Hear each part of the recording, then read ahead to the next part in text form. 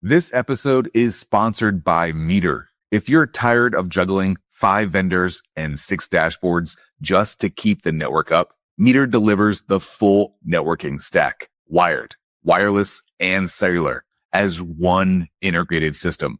Go to meter.com/LIU to book a demo. That's METER.com/LIU.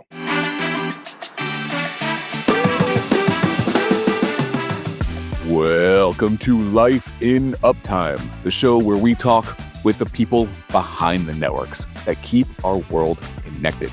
I'm Kevin, joined by Alexis, and every week we sit down with engineers, leaders, and builders in tech to uncover the stories behind their careers, how they started, what they've learned, and where they're headed next.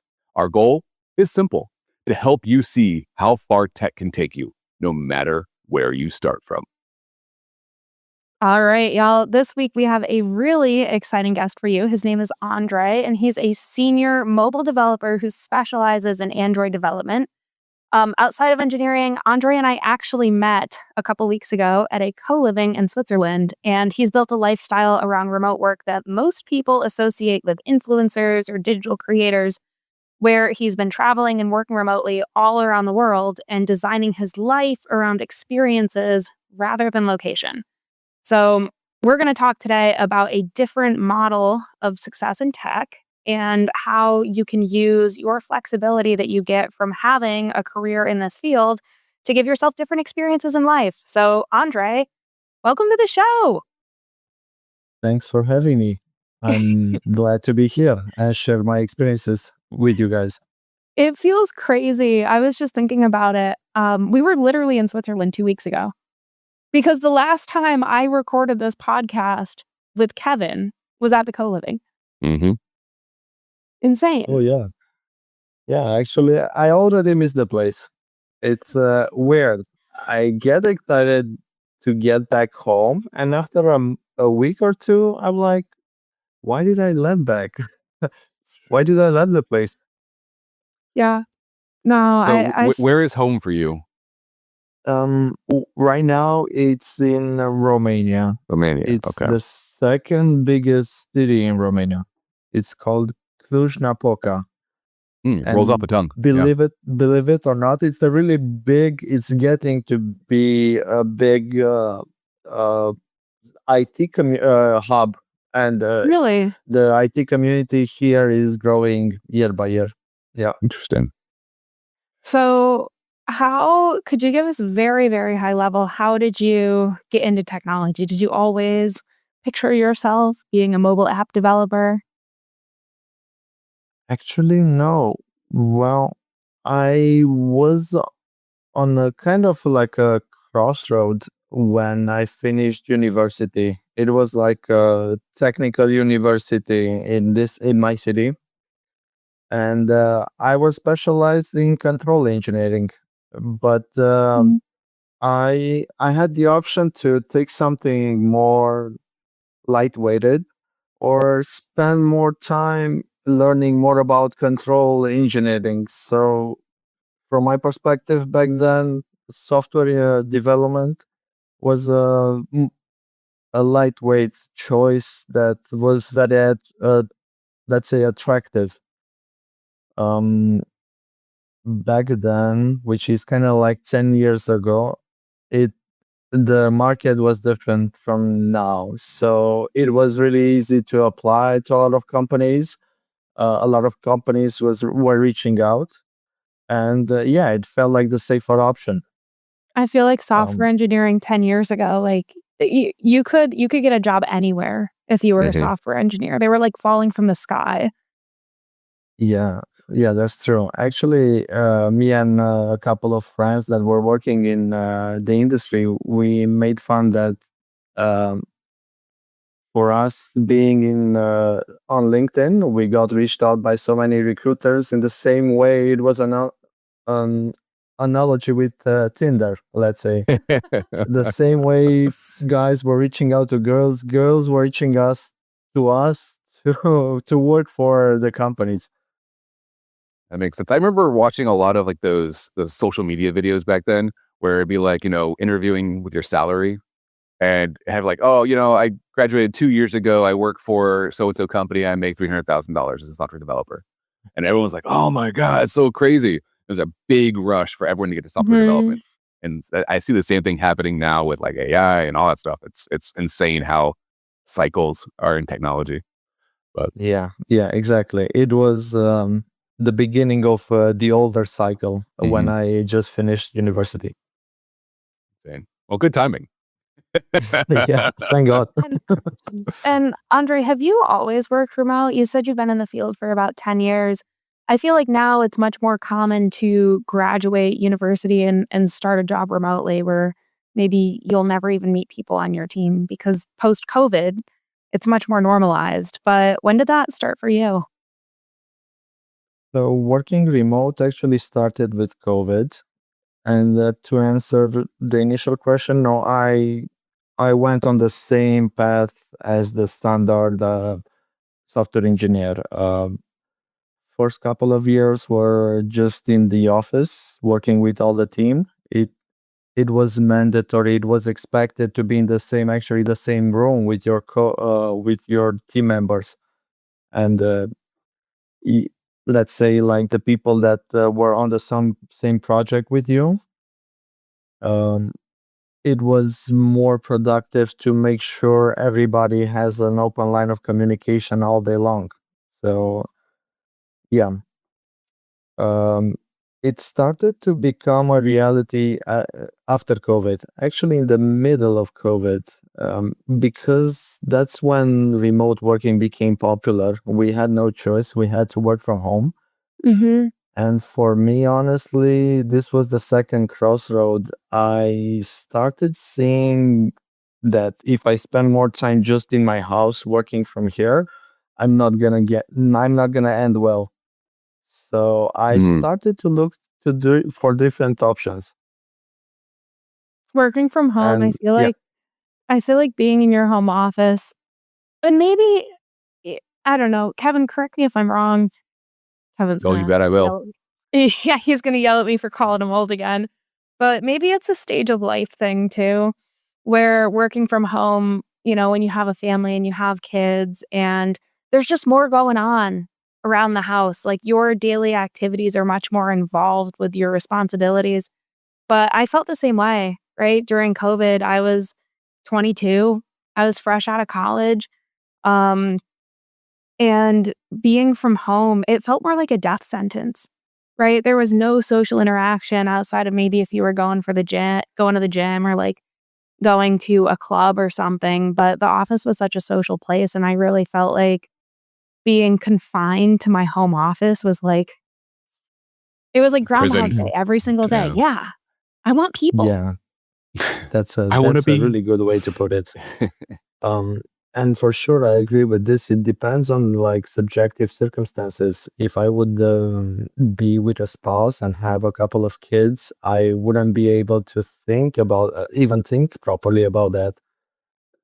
Better yet, like putting it into practice and test it out. Yeah, it's all about the circumstances that you already have. For sure. So I have a question. Wait, so you were working remote, and when did you decide to like start actually traveling? Like, how do you make that jump of, I'm working remote. I could do anything in the world. I could go anywhere. But to me, I go, okay, that's kind of scary to like go away and try to work remotely.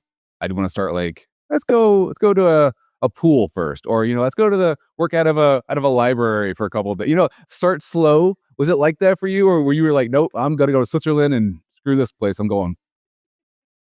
Actually, in the beginning, it was just traveling, and I was just extending the Mm, time. First time when I went traveling just by myself alone, it was 10 years ago, and I stayed for a couple of months there. And just by traveling, I realized, okay, I can manage a routine while I'm traveling here. Um, Technology is there. Like you don't need to spend so too much energy to find things that work for you as much as you used to in the past. You can go anywhere in the world and you can find a gym, like a proper place to eat, like a place to do your laundry, and all the things that you need to have like a decent lifestyle, right? So that would be a foundation. Um, but to get to the point, I started just traveling, and then I heard about these types of communities that they integrate the working part, the career part as well. And it wasn't something like I invented the wheel here. I just reached out to people that were already doing that. And I've seen some feedback. And I said, let's try it a bit. Like, I can get a plane ticket. And if I don't like it, yeah, it's going to be some money and some time loss, but it's worth of trying out, right? Yeah. 100%. Yes. I want to touch on what you said about routines, because I think so many of us are creatures of habit. And before I got on the road, I mean, I was locked in my routine. I got up at the same time every day. I went to the same gym. I walked the same walk around the block, around my apartment complex. I knew exactly what time I was eating dinner. I ate the same foods every day. And I feel like travel, for me, when I first got on the road, um, travel was really disruptive to that. But you acclimate so quickly. Like, you acclimate so quickly because, like you said, there's what was it one of my friends said? There are humans in every city, and the humans in whatever country you're in have the same basic needs that you do. Gym, laundry, food, sleeping, a pharmacy, right? You can find those 5 things basically anywhere. And it might look a little different. It might be a little wonky, but, like, you could figure it out. And there is slightly more mental load, or, maybe you Mhm. could call it inconvenience associated with having to figure it out. You can figure it out. I'll give you an example. When I was in Amsterdam, I went to buy time release melatonin. Okay. Now in the US, it comes in like 5 and 8 milligram tablets. In Amsterdam, that came in 1 milligram tablets. And so I bought this bottle of melatonin. I go to my hotel room, I open it up, and I'm like, they're all in 1 milligram tablets. So I sat there to count out You 10 of take 8 of them. Like, it's just like but a package a night. right? Or, like, you're in the grocery store, Google Translate, on Chrome. I'll just show you guys here. I know we're on a podcast, so We're on those a on audio podcast. can't see. Yeah, So yeah, if you yeah. wanna see this, You go to you YouTube and watch us there. Oh, great. You open up Chrome, you hit the camera app, there's a Mhm. translate feature, okay? Oh, You wow. can put anything you want in the frame, menus, ground beef or pork. That's a You can tricky put one, that? Oh, right? you're Oh, like, if you're translating it? talking You're not real, just putting it in the camera? Okay. yeah, you just put, like, the photo of the label in the grocery Yeah. store, that one's great. Um, what were we talking about though? Routines, right? Yeah. You can find a new routine. Actually, a realization that I had because I had the other side of the coin. While I was traveling, I had so much time off and I didn't plan the whole thing. I had so many days where I was just drifting, thinking, I should see this, I should see that, but the weather is unstable. And it was a bit daunting, to be honest, drifting. And I got to a point where the actual work was a grounding mechanism, and it felt like I can be productive and I have the references that I've been um, used to in my default routine, let's say. And I'm spending some time on that. But I also, when I close the laptop and I finish the meetings and everything, I go and try the new stuff. So it's kind of like you make a salad. It's not like it's just novelty. You also ground yourself in a layer of, let's say, yeah, habits. Yeah. Well, 'cause there's a layer of normalcy, and even, like, working with the same people, even though you're working remotely. Um, I felt that when I was in Switzerland, right? I got to see you guys every day, and then I got on my computer, I was working with all my coworkers from Megaport or on FaceTime with Kevin, talking about This podcasting, is Right? But it brings a sense of familiarity to like an unfamiliar place for sure. But how do you deal with like you're in that environment, everyone else is kind of like having fun and like vacationing and stuff. Do you ever get that tempted to like, yeah, I don't need to work all 8 hours today. I'll work like 3 here. I'm working at home and that happens to me where like I got to do laundry and like I'm back in my head. I'm like, okay, I'm going to go Go switch take to a nap. laundry. Yeah. Well, I mean, ideally, but, or do dishes or like, stuff that I need to do in the weekend that I can do during the day, working from home, take 10-minute break here, 10-minute break here. So I would imagine that would just be like so much worse if I was in a beautiful vacation spot or something like ski. I'd be like, screw work. Let's Yeah. just ski all day. Like, Yeah, that's the reality for sure. It's hard to not get distracted by the FOMO, let's say, the fear of missing out, because not everybody in a co-living is working the same hours, same job, and the same level of complexity type of work that you do. Um, that kind of used to be the same with your team, right? In your company, in the organization. But back there, you need somebody is just like an influencer. On your left, you have an influencer. On your right, freaking you have a Alexis. yeah, exactly. On You my know, right, I this play have an about us. influencer. Play about us. And you see, there are different levels of freedom in their schedule. And I'm not gonna lie, there were a lot of times seeing people, groups making plans and they do this amazing activity, and I'm like, no, I need to stay in the office. I have to do this deploy. I need to do this publishing. I have this important meeting, and so on. The solution is mindset. Um, but I'm kind of like this is my view over things. There are no good choices or bad choices. They're just like actions and consequences. If you accept your consequence, none of staying in the office more or going with the gang skiing together, none of them are good or bad. It's just like if you accept the consequences of both, yeah, go on. I I think the other really interesting thing, at least for me, and for reference to everyone listening, this was my first time ever doing a co-living. Over the course of the fall, it was all Airbnbs or hotels or like friends' couches. And going to Switzerland and meeting Andre, that was my first time ever actually doing a co-working, like a group of strangers that I was like purely brand new to. And I think what was interesting to me was seeing how, number one, how many different types of jobs everyone had. And like you said, Andre, how they were managing them. Because some people were like me, where after 6 o'clock, you just wouldn't see them because they're up in their room, they're up in the office because they're working East Coast hours. I was working from anywhere from 5 to 2 a.m. was my normal bout for the day. And it was a sacrifice I was willing to make to be able to get up every day and go skiing from 10 a.m. to 4, right? But there was other people who were working UK hours or Andre, I don't even know what hours you were working, but they had to be online during Yeah. the day.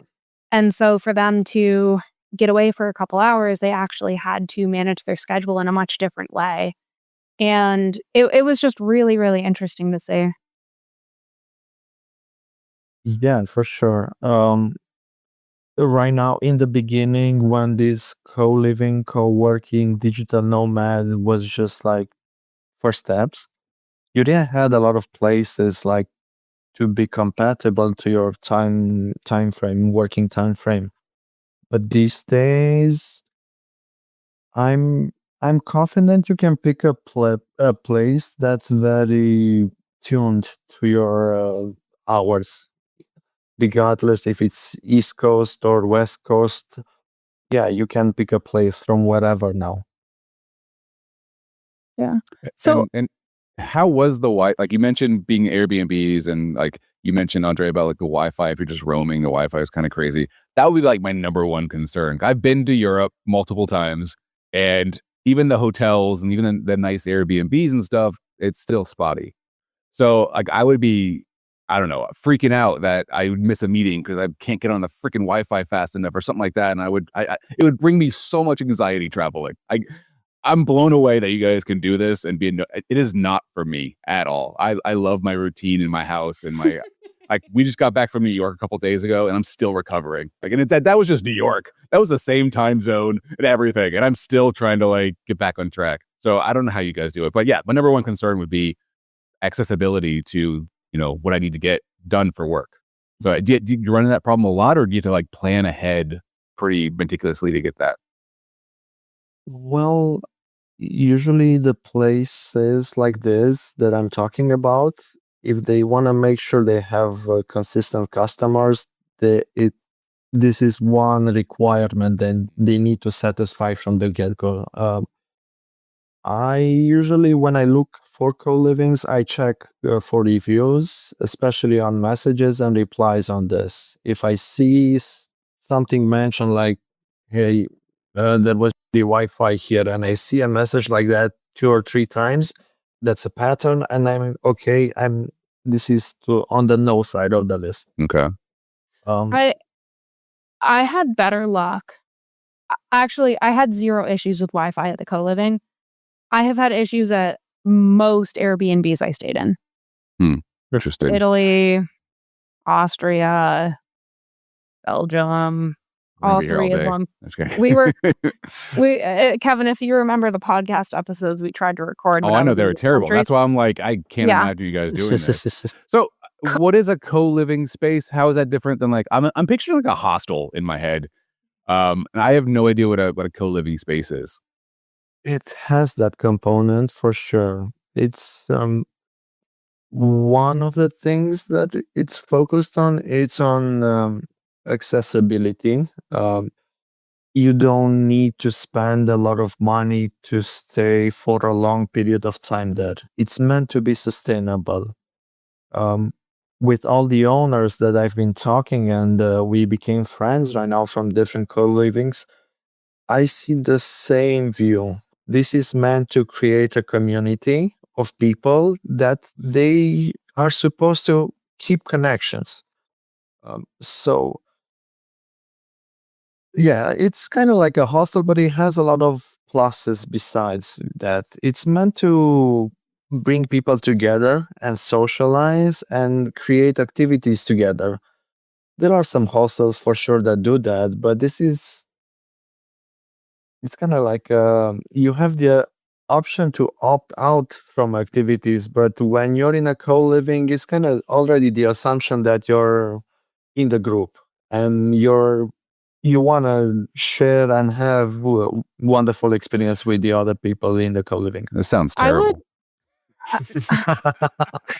I would say that to me, hostels feel much more transactional, right? Like people are just there for a couple of days, like a much shorter period of time. Maybe you hang out with someone for one night and you have a lot of fun and then you kind of part ways. But at a co-living, just the very nature of it being a co-working community, to me, draws a different crowd.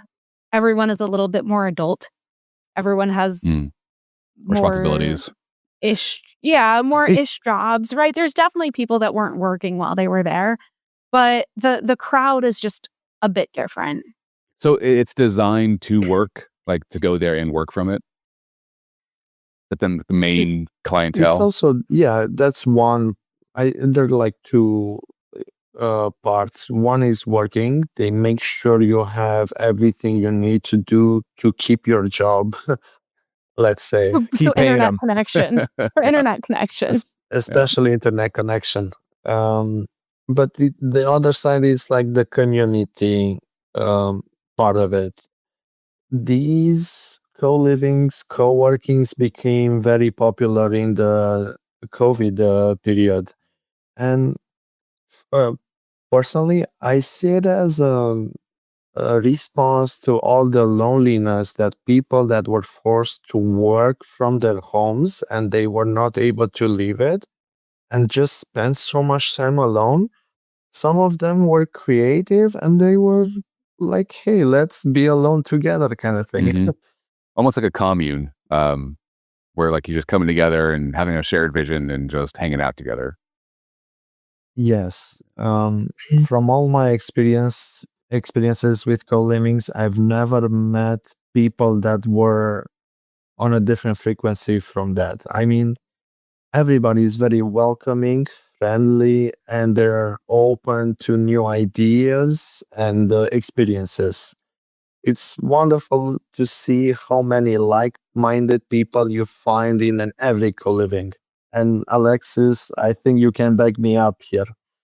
Yeah. No, just the level of conversations are very interesting because I mean, like, the mindset and the lifestyle is different just to go and do something like that. I mean, and again, the one in Switzerland was the first one I've done. I will definitely be back, whether to that to Swiss Alps or to a different one, right? But when I showed up, I didn't know how to ski. I didn't have snow pants. I literally had no idea what I was walking into. I had barely seen Google reviews. I found this place online and was in a WhatsApp chat with Stefan. Okay? That was the only reference I had. I didn't fill out the paperwork properly. So, Oh like, boy. I didn't get all, like, the Q&A answered. And, like, 48 hours before I was supposed to get there, I got thrown in a group chat with Bruno and Camila, and they were like, "Hey, we'll pick you up from the train station."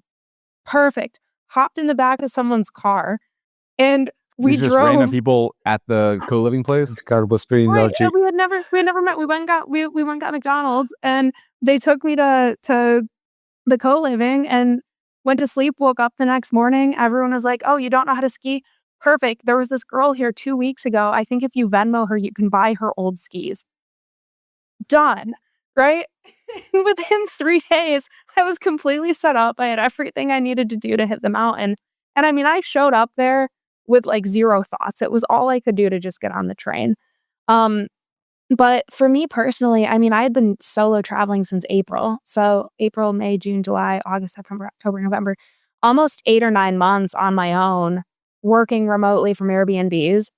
And just being able to, like, come downstairs and see a group of people having dinner or playing a board game and, like, have a little conversation with someone versus going and sightseeing or going to a museum or whatever you do during the day all By by yourself. yourself, Yeah. and then logging onto your computer by yourself to work East Coast hours at night. Like, the the the vibes were immaculate, like, so good. I walked away, I was like, I don't think I ever wanna travel any other way, honestly. And these co-living spaces are like every country has them, like every big touristy area.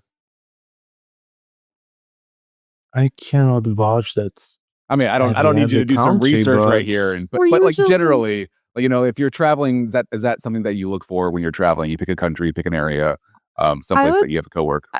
I would say they're normally a little bit yes. off the beaten path. Okay. Like, I've never maybe heard of this they're before, so I'm just trying to. I don't even know we're on a podcast anymore. I'm just having a conversation about you guys. Yeah, yeah. You're like Yeah, that's the weird perfect traveling stuff. podcast I don't know. in my book.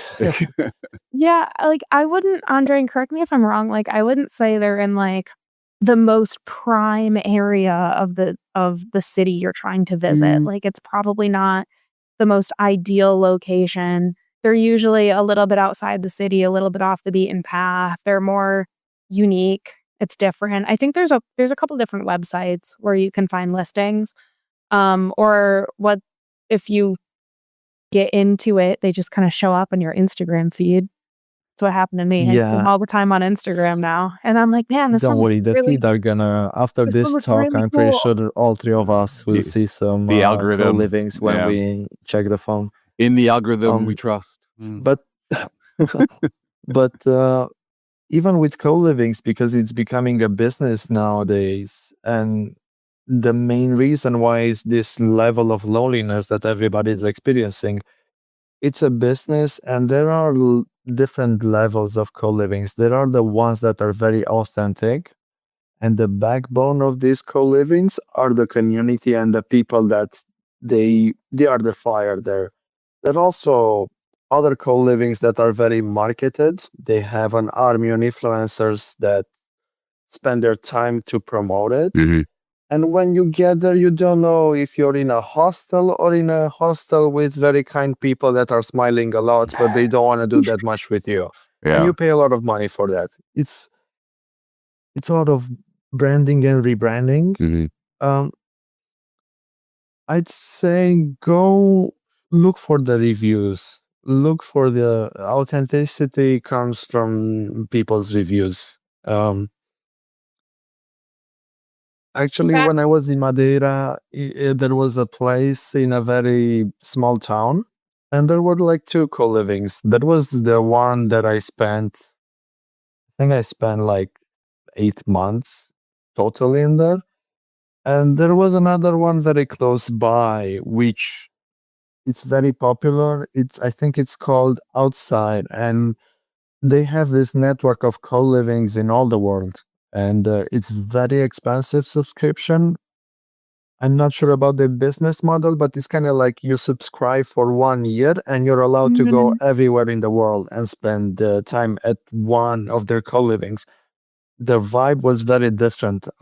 I befriended with people from my co-living and people from that co-living, and it was such a big difference of mindset.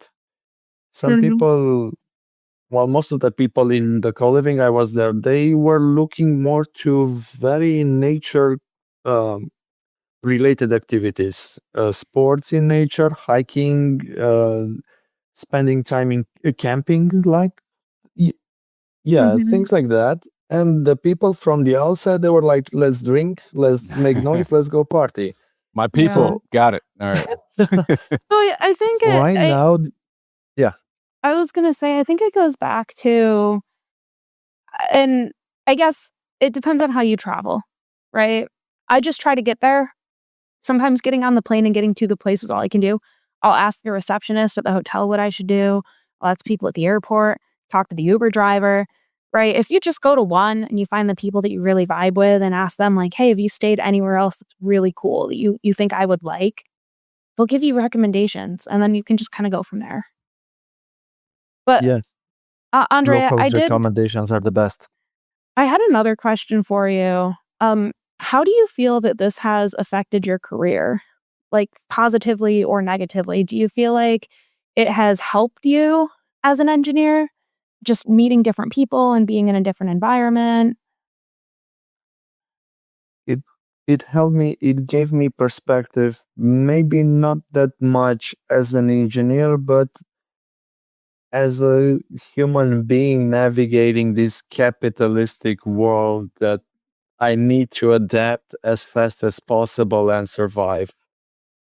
I'm constantly amazed by the people that I find in those co-livings. You included here, Alexis. I see so many creative people doing really good in areas that I didn't expect that was a full-time job. And I'm getting a lot of advice and, like I said, perspective. I didn't know things were possible until somebody that I've never met in a couple of hours shows me, Joe? oh wow. And I'm like, oh wow, this is a whole business idea. And It's expanding your perspective.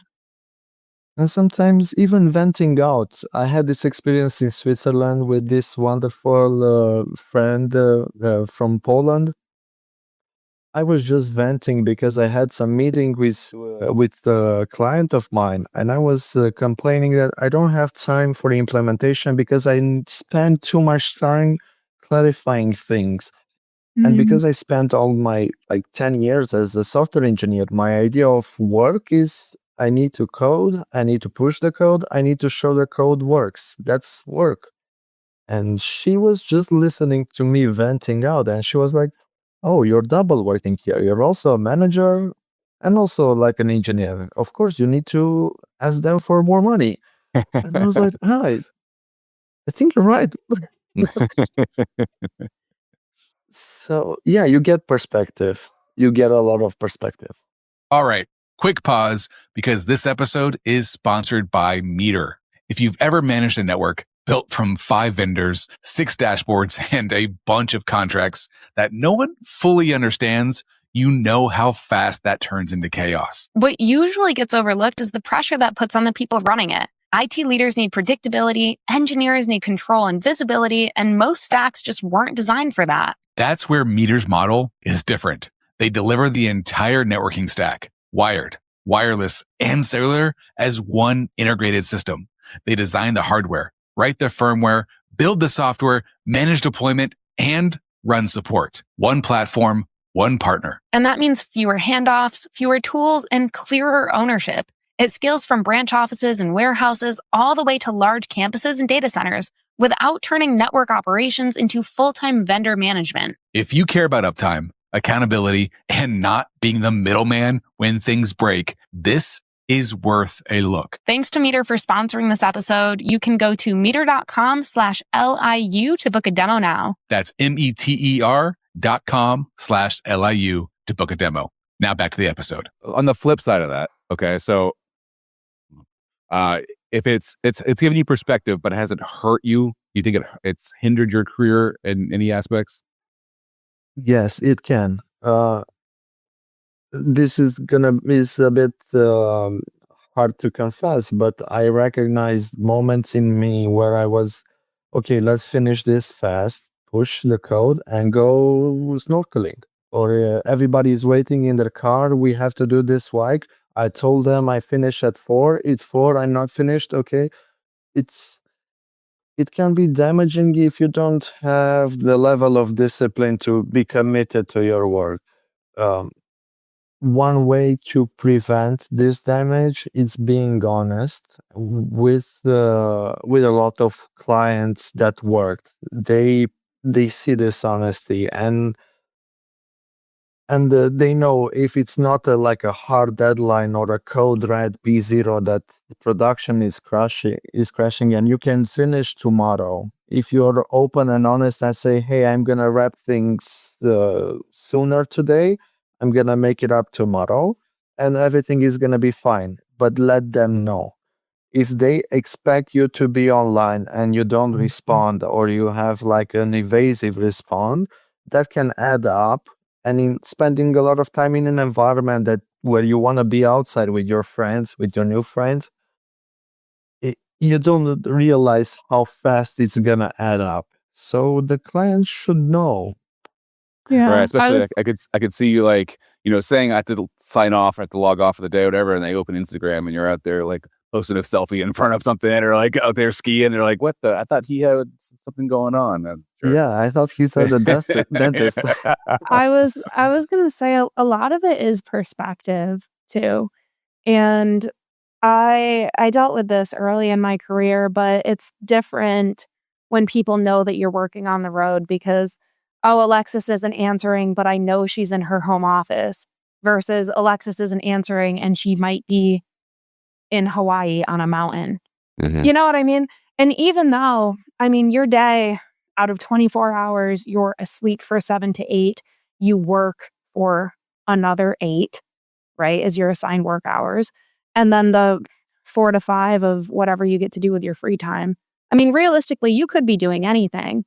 It could be the gym, it could be laundry, it could be going grocery shopping, it could be skiing in Switzerland.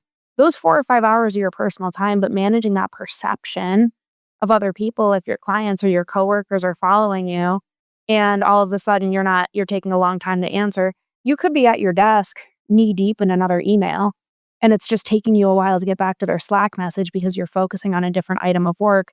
But because they know that you're out there doing something else, the assumption is, oh, well, they're not working, right? They're not actually working.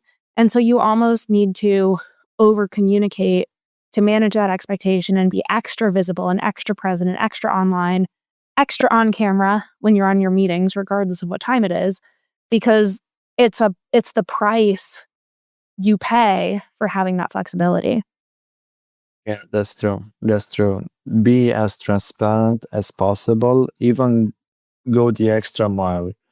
Show them that you're willing to be available. That's a great way to maintain your career, even increase it. There was a period where I got very good feedback from my work, but when we were in the meetings, the client was insisting for me to open the camera, and they would see me just like tropical trees behind, and me getting a 10 every day. Like from Monday to Friday, I had a different face, but they told me, like, Andre, you're doing really well. This was even before all the AI started. And uh, they didn't had anything to complain. I was available, but yeah, I also was spending time and try to make most of the environment I was in. To be honest, spending time in nature and being exposed to the sun and lovely people, it made me healthier. And that made me even better at doing my job. I was more aware, more at peace, more like calmer. These were things that were also impacting my professional career. So I'd say we can switch the perspective here. Right now, we're in a place where hard work doesn't mean smart work. These are two different things. If you spend time on yourself to get like in a healthy environment with lovely people around you and you take care of your health and sleep, you can do better at work than staying lonely in your house and being on the same wheel. It was a good restart for me. So I'd say both are possible. You can ruin your work and you can enhance it if you have some discipline and transparency. Mm. And I'm curious because you mentioned AI and it's not about just working hard, it's about working smart. What's your take on AI as an engineer, especially as someone who's deep into software engineering? Because I feel like software engineers, especially, are being hit with that. Um, For a lot of engineers, this, for good reasons, is perceived as a threat because a lot of companies would be, I'm not going to need 10 engineers anymore. I need a really good one that knows how to delegate things to these AIs. So a lot of jobs are going to be uh, taken. But on the flip side, if you're creative and you have a rested mind, this gives you a lot of leverage. If you position yourself in a good environment, you can see what's missing and you have all the tools to build it yourself. Um, I'm I'm trying my best to see that this AI structure that we have right now gives the ability to make like individual unicorns instead Mm. of like big tech unicorns. Now there's the possibility to be just one individual that is very disciplined and organized and has a clear mind and sees what's missing from a lot of industries. Um, for example, right now, I cannot, it's hard for me to say I'm a mobile or an Android engineer anymore. I'm also doing design, I'm also doing DevOps, I'm learning new technologies. My the way I'm perceiving code is not more, okay, I'm a Java developer or a Kotlin developer. These are languages, but I know one language and I can use it as a reference. And based on that, I can translate in way more. So right now I'm confident enough if I find a client that wants a backend or a web-based product, I'm gonna go in and say, yeah, I can build that. I have all the tools and the tenacity to deliver that product. So it's on, like I said, I'm gonna repeat myself here. You can lose jobs, but it also opens up for opportunities to take a lot of other work. And it doesn't need to be just in tech. It can be more creative, more on the design side. Um, Yeah, even building a game, it's easier than ever, right now. I know, man, I mean, I posted a post the other day and someone commented and they were like, this is AI slop. And I was like, AI can be used for so many fun things if you're doing it creatively. I've seen so many creators incorporate AI into their style of content, and it's video effects or motion graphics or things that memes, the meme videos are so good. Like, they wouldn't be possible without Sora or like some of these other technologies that are coming out. And if you can use your brain to apply it better, I don't know. I think it's like the best of both worlds. I think that's partly where the hate is coming from, is the people who can't, who look at it as like, I don't want to have to evolve. I don't want to have to change and learn new things. And this AI thing is coming in. It's being scary. It might take my job. So screw AI. I hate AI. I don't want to deal with it. And it's just inflexible people who are terrified of losing their jobs and don't want to expand their horizons at all. Which is crazy to me, because in tech, you have to do that constantly. So it's just the next AI, thing. it would just be something else. Yeah, like SD-WAN was the same thing. Like automation and all this, like it's all the same stuff. Like every couple years, there's a new technology that comes out that's supposed to change the world. AI is bigger, granted, than the other ones have been. I think it's actually going to change the world. But I mean, we'll just adapt. We'll just change and adapt. And then 10 years from now, my kids will be dealing with a new thing that's going to disrupt everything. It's giving. Exactly. Yeah. This has been the case, the whole humanity. Like in the beginning, somebody was like cultivating and doing agriculture just manually. And then like automated tools came in, and there were a lot of people upset because they didn't have a job anymore. Yeah. This is always going to be the case. You need to decide on what side of the fence you want to be. You want to adapt and evolve and relearn, or be stuck in that mentality. Yeah, I don't get it. I honestly don't understand it, because like, use it as an opportunity to do something different, or like whatever. Like, use it as an opportunity to grow in a certain area. Like I've been doing Claude code. I'm sorry, Andre. I've been vibe coding, and I know a lot of programmers hate vibe coding. It's because it is not good code. I'm sure it is garbage. Security holes everywhere, hard-coded APIs, Well, terrible, all the yeah, terrible ones. But it's fun. especially because Kevin's he's texting me and Dale, and he goes, "I'm drunk vibe coding at the airport." Yeah, it's great. Sounds like a good night activity. Exactly. Having a couple of beers and Claude with you, Yeah, and just chatting together. Tomorrow you're a unicorn. But it's allowing me to do things at a quicker pace that I would not have been able to do without it.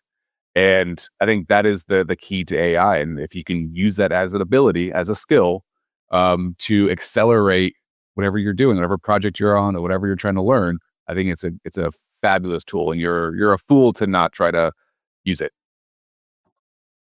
Yeah, just repelling it, like resisting to the change, it's not gonna help anybody. I'd say embracing it. For the last year or so, I'm constantly using them, but I also slipped a bit. There were moments where I abused it, and vibe coding is real, but the vibe debugging, it's also real, and that's so close to hell. Um, I'm kind of concerned about this because I see an inflection point when it comes to the skill of an engineer from the newer generation. Back then, when we were in university, we didn't have a choice. We had to understand the concepts, the abstract concepts from software engineering. Right now, that's not that much the case. There's so many ways you can trick and cheat and get your grades and get the diploma and then look for a job. But there are going to be a lot of people that don't understand the concepts. And yeah, AI can do their job. But when something like in real life, P0s, like production incidents, when everything is crashing, they're going to happen. And you might have, like a client might have a couple of engineers that when things go south, no one knows the code base good enough or the architecture to understand where the problem is coming from. So when it's the same thing when you go to the gym and you work your muscles, the same thing happens when you try to grasp and understand the complex abstract concept in your mind. And all three of us had this experience in our studying years. I'm afraid if the new generations, they're not gonna have that anymore. We needed to replace it with something, because this AI, it's offers something that not only humans are, let's say, prone to abuse it. Every living being conserves energy if they're not forced to evolve. So it takes a lot of mental effort to go on the longer path when you know the shorter trail is available. It's and And yeah, it's got to I'm be kind of it's gotta concerned be about that. it's got to be a balance between going the longer path and then also using the shorter path to keep up with everyone else at the same time. Because if you don't, you are also going to get left behind. Yeah. Um, I'm Unfortunately, yeah. I'm curious, Andre, for someone who's looking for a remote job, I get asked in my DMs all the time, right? How can I get a job like yours? I don't have a traditional engineering job that is letting you work remote, but you do. So, what would you recommend to someone who's looking? Is it something you bring up in the interview? Is it something you get the job and then try to talk your way into later? What's your advice there? Well, recently the market shifted a bit. The hype words right now are like hybrid or back to office kind of narrative. So the aftermath of the COVID has passed. Um, when you know how to do things really well, you can find clients from worldwide. And when you're from a different country, remote is the only option. And they don't mind that much from where remote you're working from. But that's true. If I'm looking for jobs here in Romania, where I live, uh, filtering out this hybrid and back to office, it's gonna be a really big filter. Uh, Half of the positions of the offers, they're gonna be filtered out. So I guess companies are trying to bring people back in their office, but if you're very skilled in your department or domain, you can always find work remote. Mm. Mm, Or it's One gonna go. good I think I think about it like a negotiation, like, back when I was renting apartments and it would say no animals. No animals allowed, and I was like, "Well, I have a 750 credit score, and I can pay rent. Does that count?" And then they'd meet me and be like, "Yes, actually, you only have 2 cats, there's some wiggle room there." So maybe you get the interview, you prove you're a really good engineer, they really, really want you, and then you're like, "Okay, so I come with some terms and conditions. Do you care what country yeah. I'm in?" Well, that brings me to my question of, is this something that's feasible for someone who's early career? Or is this really only something attainable like mid senior level? Uh, there's a better chance to get a remote job when you're closer to a senior level. Especially in junior level, they need to have somebody around them to show their strings and be observed and have like a proper learning path. Um, so yeah, a senior can have more access to this. I wanted to say one can always like reach out to these freelancing platforms. There are a ton of them, and it doesn't take you that much time to apply to them. Some of them are very thorough with the recruitment process, but most of them, they just like you sign in, you put the details, your work experience, and then you're good to go. And keep the funnel of opportunities as much open as much as you can, and allow yourself to go to some bad interviews. Like you're gonna get the muscle working right this. Um, I'm not feeling ashamed anymore if I apply to a job and I'm not going to be a match, let's say, um, cultural wise or technical wise. Things like this happen. Um, I had experience where people that proved technically they were lower than me, they didn't want me to join their team when I was interviewed by them. And there was also moments where I recognized, okay, I don't know the technology and the area that good, so I'm okay with both scenarios right now. It's a trial and error.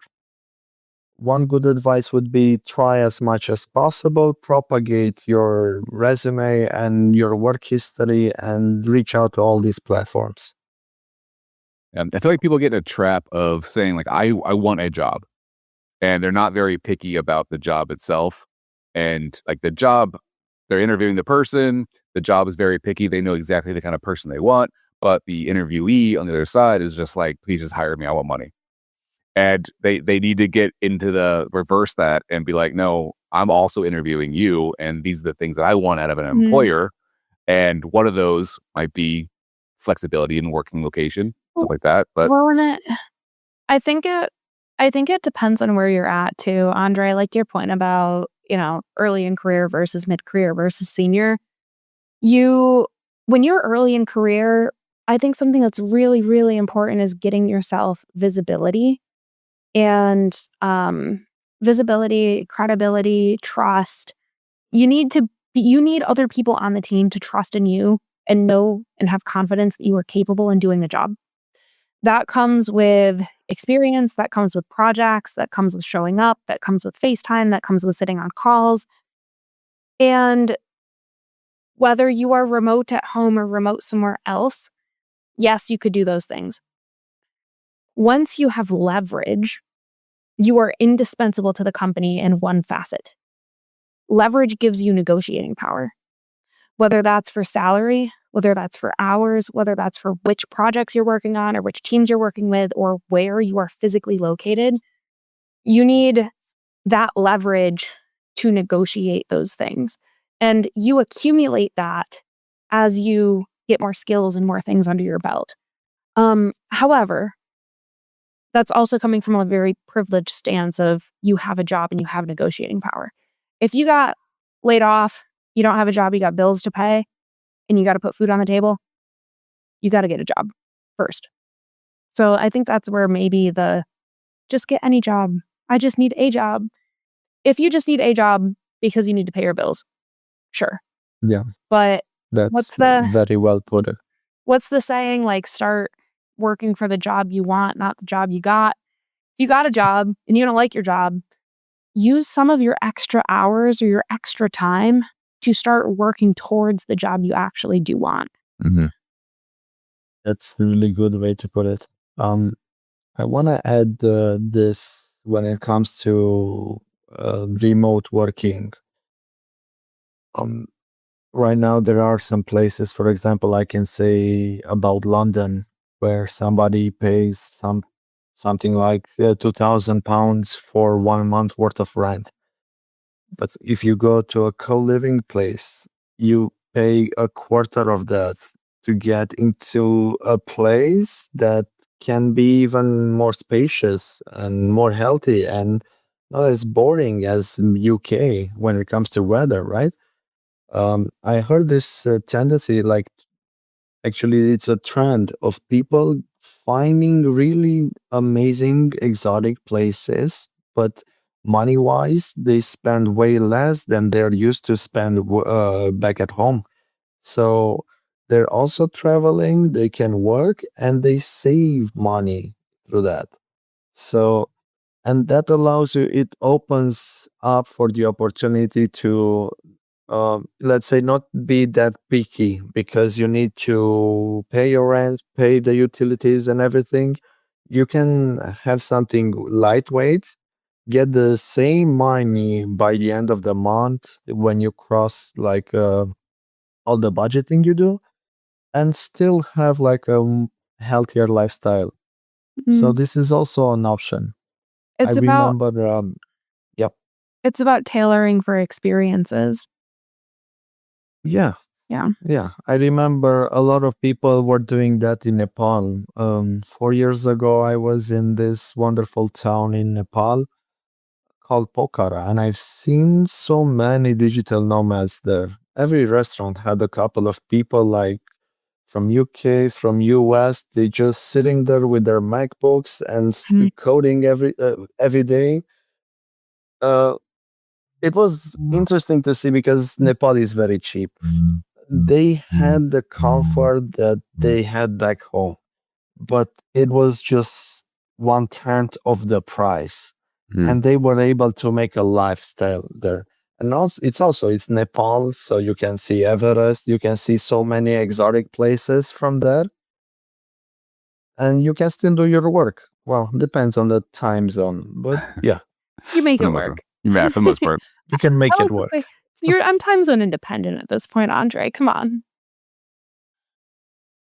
All right, Andrei, we're getting close towards our time limit. I have two very, very important questions for you. Okay. Number one, behind you, there's an access point hanging from your ceiling. Can you please tell me what the access point is? Because I've been staring at it for the last hour and it's driving me nuts that I can't recognize it. Oh my God, it's moving. What is that?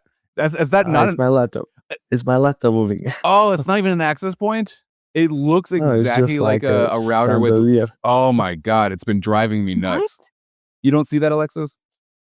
Top It left of looks his like screen. Here on top, Yeah. Yeah, it looks like a it's fish just or like a TV mount some or lights. some lights.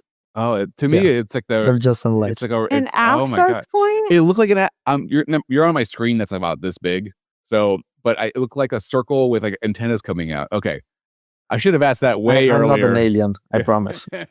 It's just one of those things where like my eyes go to it and I can't stop staring at it unless okay. Anyway, so that was question one, check. Question number two. It was very important. Question number two. What is the craziest story you have of living in a co-living space while trying to work? And do you have like this situation that has happened to you that you were like that was absolutely insane? Well, I had this situation when I was in Madeira. We were a very close group, and we were doing a lot of activities together.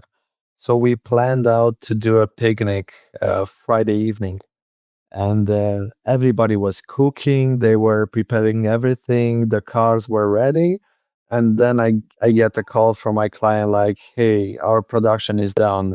Something happened." Um, and it was a feature that I built. That's why everybody reached out to me. I knew everything there, and everybody was waiting for me. I think like 6 or 7 people were waiting for me, and I got this call, and I told them, "Guys, 10 minutes, please. I need to check this out." Never 10 minutes. So I looked at the code when I got the message from my supervisor, like, "Hey, this is your code. This is your feature. Solve it." And I look at the code, every line, and there was this class file with, I think it had like 500 lines, something. Everything was written by me, except the line that was breaking. Somebody else changed that with a force push, and the error was something. It was looking for a 31st of a month, and it was 30 September, and the next day was the 1st of October. And it was crashing because the day didn't exist. And I lost the opportunity to go to with my gang to enjoy our start of the evening of the weekend because I had to solve somebody's problem. They didn't told me they force pushed on my feature. And I was a bit angry. I just showed the kid Blake, like, okay, this is the problem, intentionally showing the name. And I'm like, I'm out, peace. Like, have a nice weekend. Oh man, that's rough. I'd be so tempted to be like, sorry, it's time, it's weekend, bye. Like oh man, that's rough. Well, we reverted. We had a build prepared. We reverted until we solved the problem. But I found the problem. I was like, okay, you made the problem. Make it disappear. I'm gonna enjoy my weekend. Take care. Perfect. Which was not the best thing to do. It was a mix of emotions in me because let people down while I was blamed on something, and my response was, let's say, on a low frequency. Yeah. I learned from that experience. I should have been more professional. Now, would you Well, have, but if you had been home in like a home office and that same situation had happened, would you have then stayed and fixed it and like had a different reaction? Yes, I knowing myself, yes, because I didn't had anything better to do. But the level of stress was here because I had plans with other people, Yeah. and I felt guilty because I was making other people waiting for me. Yeah. Which, even if you were home, And that's possibly happening too. Like you could have plans. It's the weekend. You could be meeting friends at a bar locally, something like that too. So it's not, you know, I'm trying to, in my head, I'm going, okay, pros and cons of working remote. And a lot of the cons that I'm hearing are the same things that could happen at where you're living now. Same things yeah, happen. it goes back to yes, managing your time, communication, being visible, meeting expectations. yeah, you're right, Kevin. That can happen everywhere. But from home, I feel like I'm more used to saying, "Hey guys, I'm gonna be see you in the pub after 30 minutes. I'm gonna be 30 minutes late."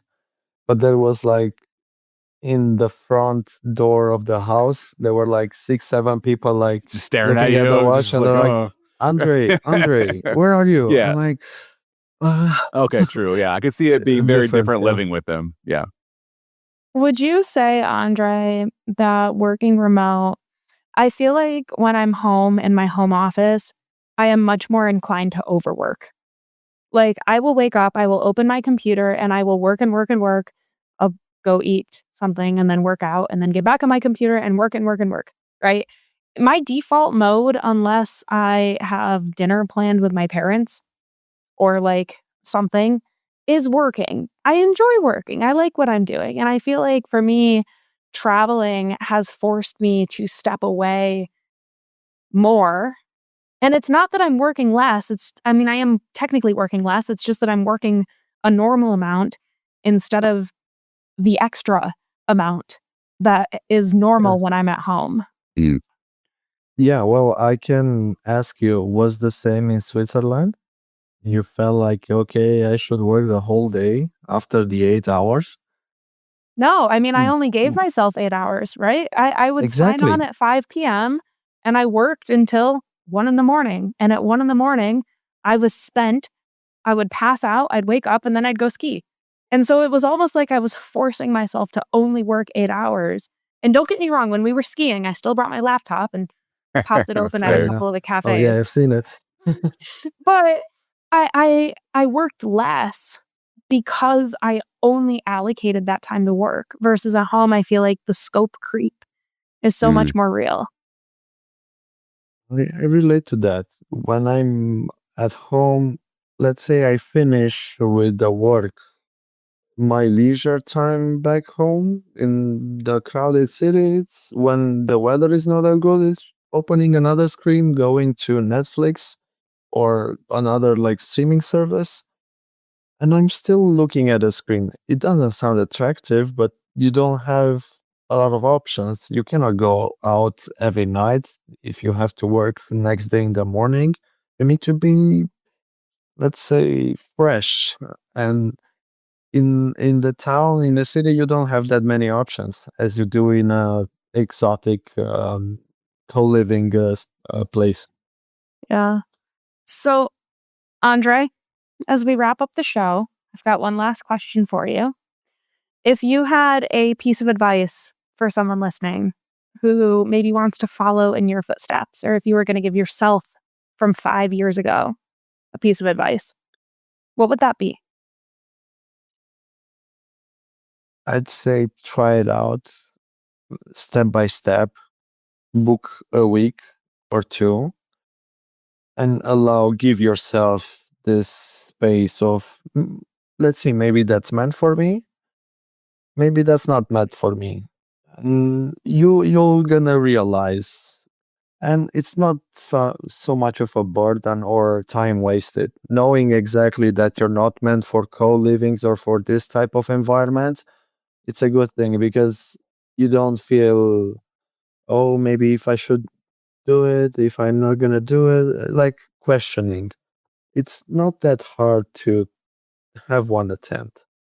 Um, that would be one. And work-wise, look for freelancing opportunities and go out there. Expose yourself. Try to fail more, even at interviews. Um, yeah, that's the main advice here. But I've never met a person yet that they regret trying co-livings, and I never met somebody saying, "Oh, okay, this is not for me. Not gonna come again." Usually, all the people that I meet in co-livings, they're like, "Okay, see you next year." So Yeah. I'm kind of Perfect. like, I don't know, not hoping, but I'm not gonna be mad if I'm gonna meet somebody. I'm gonna be okay. Cross from the bucket list, I guess. Perfect. Well, that is it for this episode of Life in Uptime. Huge thank you to Andrei for sharing his journey, and thank you to you for listening. If you guys enjoyed this conversation, be sure to follow the show so you never miss an episode. And if Andrei's story today gave you something to think about, make sure you share it with a friend or colleague who might need it. And until next time, keep learning, keep building, and keep your uptime high.